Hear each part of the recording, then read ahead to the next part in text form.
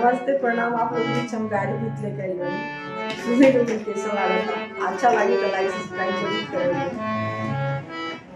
सावना भादवा के बड़े बड़े बुंदावा रे, बड़े बड़े बुंदावा आंगना में लगी गईले